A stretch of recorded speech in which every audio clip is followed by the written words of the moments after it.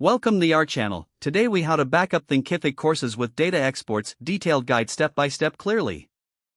To backup your Thinkific courses using data exports, start by logging into your Thinkific account. Navigate to the admin dashboard. Look for the reporting section in the sidebar menu. Click on exports within the reporting section. You will see a list of available data export options. Choose the type of data you want to export. For courses, select the Courses option. Click the Download button next to the course data export. A request will be processed, and a CSV file will be generated. Once the export is ready, you will receive a notification. Go to the Notifications section in the upper right corner of your dashboard. Click on the notification regarding your export. Download the CSV file to your computer.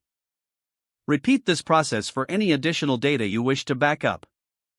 This may include users, orders, or other relevant information. Ensure you store the CSV files in a safe and secure location. Consider organizing these files by date or course for ease of access. Regular backups will help maintain your course data integrity. This process allows you to recover information if needed in the future. Remember to check for updates from Thinkific regarding any changes to the export process. Following these steps will ensure your courses are securely backed up.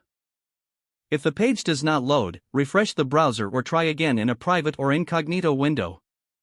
Make sure you are using the correct email address, then retype it carefully to avoid small typos. If your password is not accepted, use the reset option and create a new strong password you can remember.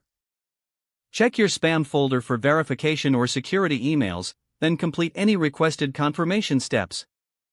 Enable two-factor authentication if available to improve account security and reduce unauthorized access risk. After signing in, review your profile details so your contact information and settings are accurate and current. If you see an error message, note it down and try again after restarting your device and internet connection. Don't forget to like this video and subscribe to our channel for more step-by-step tech guides.